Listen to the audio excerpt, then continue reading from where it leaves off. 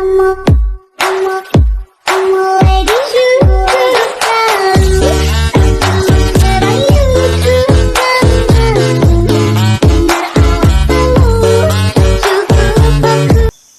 gagawa po tayo ng homemade bagoong. Tara, simulan na natin.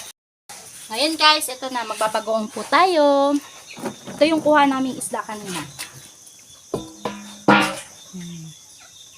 Dati guys, sinusukat ko pa ito, pero ngayon hindi na po.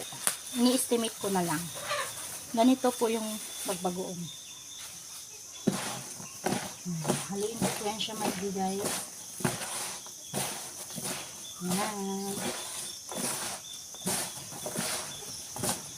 Haluin mo yan siya ng haluin guys.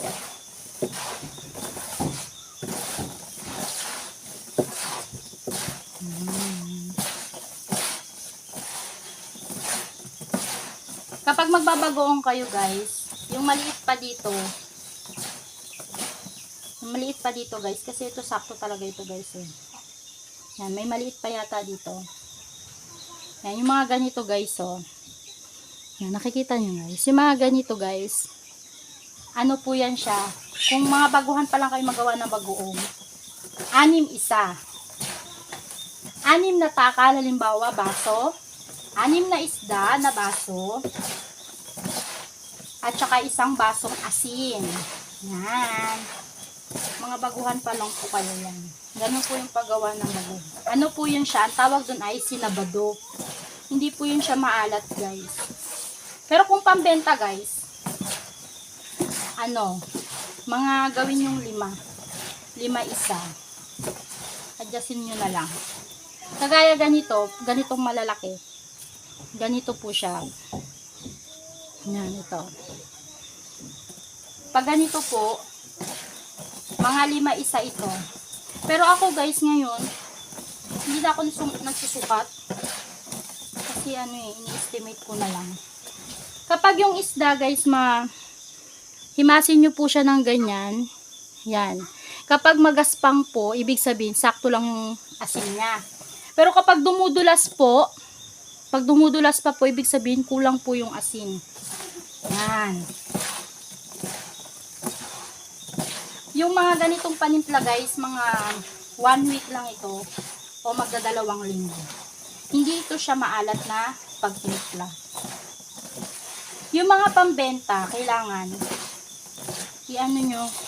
alatan nyo po talaga para matagal siya magbaho. Eto naman, yung ganitong panimpla, kailangan maubos agad.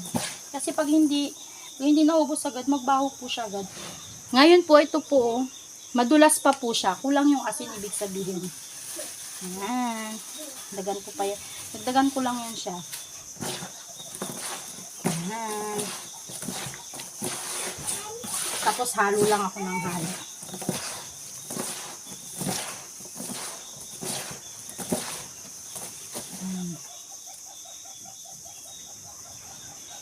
Kulang pa rin.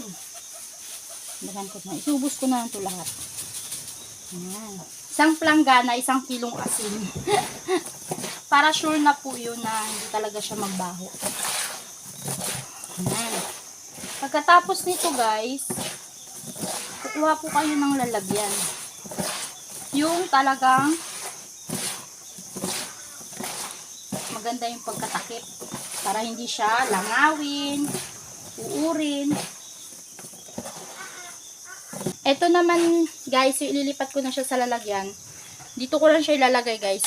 Bago nyo siya ilagay sa lalagyan, lagyan nyo siya ng asin. Yan, ganyan. Para talagang sure.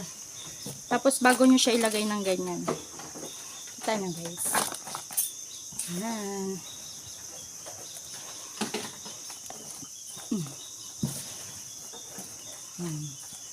Diba?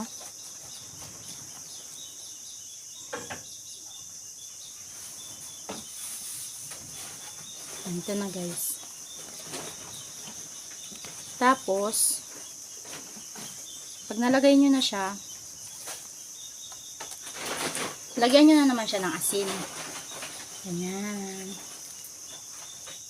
Para talagang sure talaga na hindi siya magbaho, diba? Ganyan. Tapos na po. Yan. Sabay, takpan nyo lang po ito ng maayos. Para sure talaga, balutin nyo pa siya sa plastic. Ito na po ang aking homemade na bagoong na dilis. Ito po. Yan. Kaya subukan nyo na po magbagoong. Yan. Ito po. Diyan na po nagtatapos ang aking videos.